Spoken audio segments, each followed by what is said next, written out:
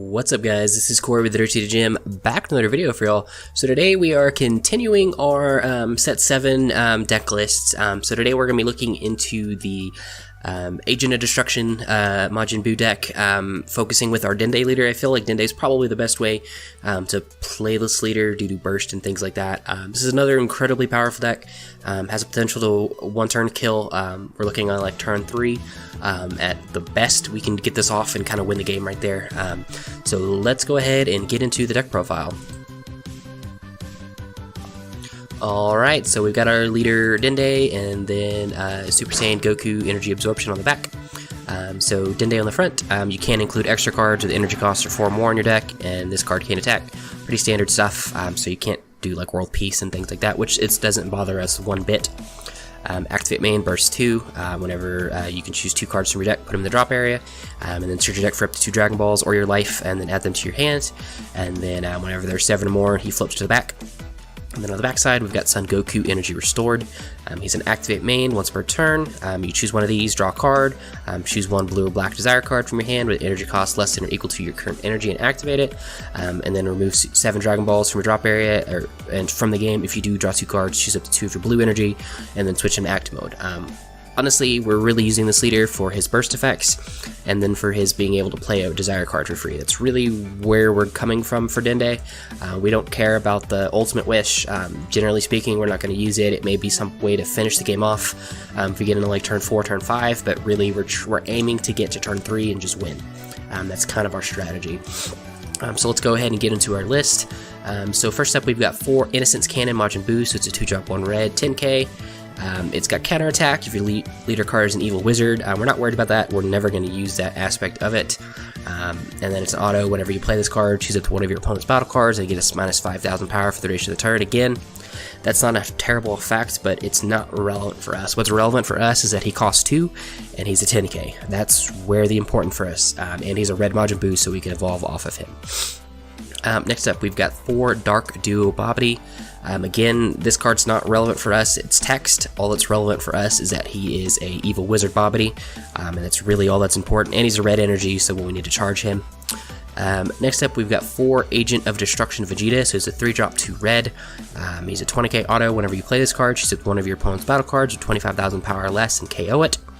And he's, like I said, he's a 20k. That's the only thing that's relevant for us in terms of our leader. He has additional effect that requires a red leader, so we're not going to get into that because we're never going to use it.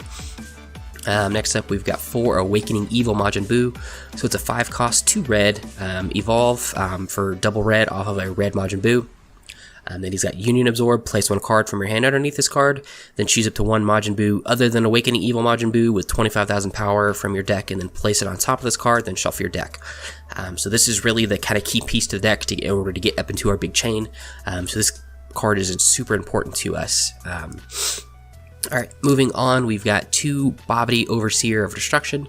So it's a 1-cost 1 blue, barrier, permanent. You can only have 1 Babidi in play at a time. And then permanent, reduce the energy cost of all Agent of Destruction cards in your hand by 1. Not super relevant to us. It's another Babidi, which is important. We can play this if we absolutely need to. It makes things a little bit cheaper for us, but really this serves as both a blue energy and a Babidi. Next up, we've got 1 Unyielding Spirit Trunks. Just auto during your turn. Whenever you combo with this card, if your leader is blue, choose up to 1 of your energy and switches to active mode. This is super important for us. This allows us to really kind of push the deck on turn 3 and really kind of get those big turn kills. So it's super important that we find access to this. Next up, we have 4 Janemba Agent of Destruction. So it's a 4-cost 2 blue. It's a 20k with critical. Auto, activate this skill whenever you play this card from your hand or warp. At the end of that turn, if your leader card, or at the end of that turn, choose with 1 of your energy and switch it to active mode. Generally speaking, this is never going to come into play for us because we're going to be playing this from the drop. There are situations where you could play this from hand. If like a Babidi is in play, then it costs 3. That's not too bad. Then activate main, send this card to its owner's warp, draw 1 card, then your opponent places 3 cards from the top of their deck and puts them in the drop area again. This is a useful ability, but it's not an ability that we're going to be using all that often. Really, he's just an Agent of Destruction, 20k crit, and that's what it's important. It's a blue energy, so we can charge it because we need to give it at least 1 blue, so it's all good around there. Next up, we've got 2 Majin Buu Dawn of the Rampage. So it's a 4-drop, 1 blue, 20k, Union Absorb, place 2, for 2, place 1 battle card in your hand under this card. Choose 1 Awakening Evil Majin Buu from your deck and place it on top of this card, then shuffle your deck. It has Barrier. And then permanent, whenever this card is under a card, the Majin Buu on top of that card gets Barrier. So that's really why this card is important to us. We can place this under our Awakening Evil Majin Buu for Union Absorb, and now the Awakening Evil Majin Buu gains Barrier, and then any other Majin Buu that we put on top of that gains Barrier. So it's really the whole purpose of this card is just to give our chain Barrier. Next up, we have Quick Shift Majin Buu. So it's a 4-cost, 1 blue, 20k, auto. Whenever you combo with this card, if your leader card is blue, you may choose 2 cards from your hand and then shuffle them to your deck. If you do, draw 2 cards. So this isn't like overly necessary, but this fixes a couple issues for us. If we draw into our SCR, this allows us to get it back in the deck without having to combo it and then shuffle it back in the deck. So it's a pretty good one-of to gain access to. Next up, we have 2 the Ultimate Evil Majin Buu. So it's a 7-drop, 3 blue, 30k, EX Evolve for 1 blue. Place 2 cards from your hand in the drop area. Evolve over a Majin Buu with an energy cost of 5 or more. It has Triple Strike, and then auto. Whenever a card evolves into this card, switch this card to active mode, and it gains plus 30k for the duration of the turn. So if we're evolving this, he becomes a 60k Triple Striker, which is really good. If we go up the chain with the Awakening Evil, then he's got Barrier because we're putting the Dawn of the Rampage underneath him. So he is a 60k Triple Striker. We can evolve off of him again, off the same Ultimate Evil Majin Buu, to have a 90k Triple Striker with Barrier. So incredible way to kind of close out the game just by himself. So really, really strong card. Next up, we've got Ultimate Absorption Majin Buu. So this is just kind of an alternate kind of win condition for us. It's a 7-drop, 3 blue, double strike, 25k, or triple strike, excuse me. Auto, whenever this card is placed from whenever this card is played from energy area, you can choose up the 1 battle card in your drop area and place it under this card, then choose up one of your blue energy and switch it to active mode. We're never going to play this from energy. That's built for the Majin Buu archetype, which we're not using. And then auto once per turn when this card attacks. If there's a Son Gohan Adolescence card placed under this card, choose up to one of your opponent's battle cards, place it under this card, and switch this card to active mode. So really, again, like I said, this is an alternate win condition for us. If we need to, we can put a Gohan Super Combo underneath the Awakening Evil Majin Buu, and then we can Union Absorb him out. That gets us out of situations where like our Buu is in life or something like that. So it's a really great out for us in that way. And then we can just start stealing our opponent's battle cards, and we have a Triple Strike Dual Attacker effectively, which is really strong. It's also Evolve target for the Ultimate Evil, so we can go Triple Strike 25k here, Evolve, go Triple Strike 60k, evolve that, go to Triple Strike 90k with Barrier, really good kind of out there. And then we've got 3 Android 13 Agent of Destruction, so it's a 20k critical. That's really the only thing that's relevant to us. He's also got the ability you can pay 2, choose up to one of your opponent's battle cards, KO it, then your opponent discards a card from their hand. In certain situations that's useful for us, but generally speaking, he's just an Agent of Destruction with critical, which is more important. Moving on, we've got 2 Dangerous Journey Bulma, so she's a 1-cost. If your leader card is a showdown card, choose up to 3 battle cards in your battle area with energy cost of 3 or more, and then shuffle them back into your deck, and then draw a card. So this is our way to get our SCR card back into the deck if we burst it out or if it gets critted away or anything like that. It's a great way to just kind of shuffle it back in, so we have access to it off the Awakening Evil Majin Buu. And then moving on to our super combos, running 4 of the Great Saiyaman Town Hero. It's a Sparking Super Combo, 0-10k draw card, and it's a Gohan, so like we mentioned earlier, it's relevant because we could place it underneath the Awakening Evil if we needed to go into the Ultimate Absorption Majin Buu, so it gives us a couple different variations there if we need to do things. And then into our SCR, which is really the main purpose of the deck. It's Arcane Absorption Majin Buu, so it's an 8-drop. It's Triple Strike, it's active main, pay 6, choose 1 Evil Wizard Bobbity card in your drop area, or Warp, play that chosen card, then place this card from your hand on top of the card you played with this skill. And it's an auto whenever you play this card. If an Evil Wizard Bobbity card is underneath this card, choose up to 5 Agent of Destruction cards from your drop area or Warp and play them. So you kind of see what the deck's doing. You want to get him out and then play a bunch of the Agent of Destructions for free out of your drop area. The easiest way to do this is to, on turn 3, you play our extra card.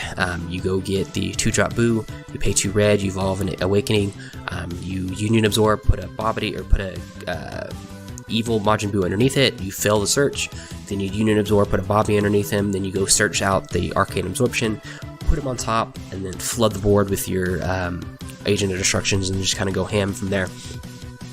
So really, he is the key important piece of the deck. That's why we run the Quick Shift Buu. If he's in our hand, we can get it back in the deck. And the Dangerous Journey Bulma, so if he's in the drop, we can get back in the deck. We have to have him in the deck in order for the Unit Absorb to work, so that's why we're running multiple ways to ensure that he's in the deck. Moving on from that, we've got our extra cards. So we've got 4 Assembling the Squad. So this is the new card from set 7. It's a Desire card, it's a 2-cost to activate main. If your leader card is a Showdown card, choose 1 battle card from your deck with an energy cost of 2 or less and a power of 15,000 or less, play it, then shuffle your deck.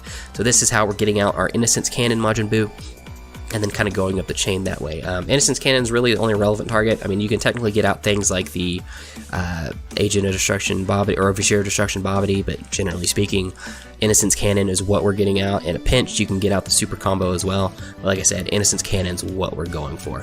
And then finally, we're running 6 Dragon Balls and then 1 Super Dragon Ball. Super Dragon Ball is really great turn 2 play for us. Allows us to draw 4 cards and then pitch 2 cards, so we're able to draw 4. And then pitch 2 more Agent of Destruction cards and make sure they're in our drop area. So kind of like we talked about, we already kind of went over like the basis of the strategy, but like I said, we're turn 2, Super Dragon Balls, fill up the drop, draw a bunch of cards. Turn 3, assemble the squad, get out the Innocence Cannon, pay 2 red, evolve an Awakening Evil, Unit Absorb once with the evil Majin Buu, fail it, Unit Absorb a second time with the Bobbity, go get the Arcane Absorption, evolve, put in the board all the Agent of Destructions and just kind of swing that way. Then if they survive that, then you can pay 1 blue, evolve into Ultimate Evil Majin Buu off of the Arcane Absorption. He untaps, he's a 60k triple strike with barrier, you swing that way. If for whatever reason the negate or get past that, then you can like Unyielding, untap him again, untap a blue energy again, pay 1, evolve again into an Ultimate Absorption Majin Buu, swing again now for 90k triple strike with barrier. So that's really what we're trying to do. Like I said, this deck has incredibly high, like a high cap. Like you can do this all turn 3 and just blow out your opponent before they can really get set up or really do anything. There's not a lot they can do when you're swinging for, 40Ks, 20k crits, 20k crits, 20k crits, 60k double strike or triple strike, 60k triple strike, 90k triple strike. A lot of really big ways to just kind of close up the game in one turn.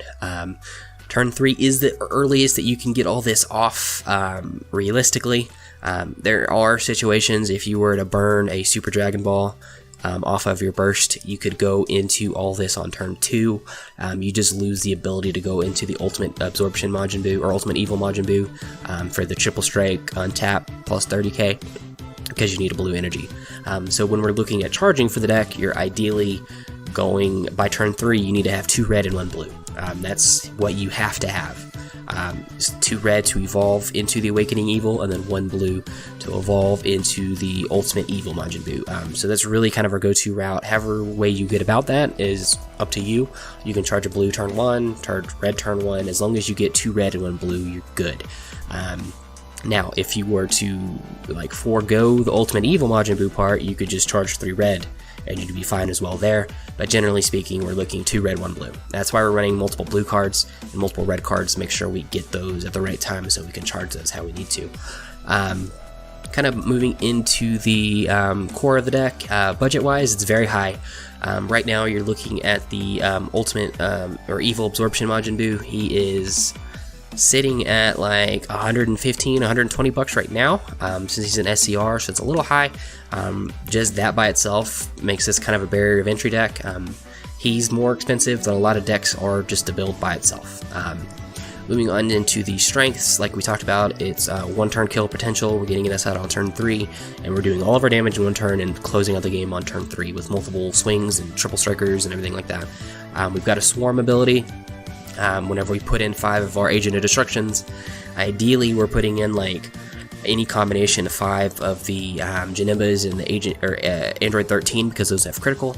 If they've got blockers and stuff into play, you can put in Vegetas to blow up the blockers, but really we're wanting to get out the critical swingers so we can swing them and crit them down to 3 and then just kind of close out the game with our big triple strikers. Moving on to the weaknesses of the deck, it is a Shenron deck. It does require a lot of pieces.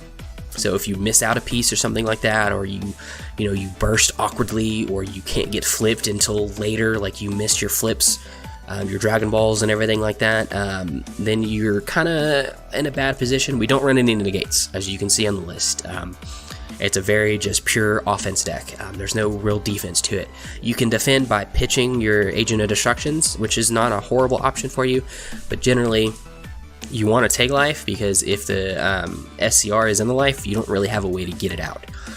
So if you can see that it's in the life, you see that whenever you look for your Dragon Balls, first of all, then you start wanting just taking hits to try to draw into it. That's another way that can kind of hurt us, because we don't have a natural way to take life on our own.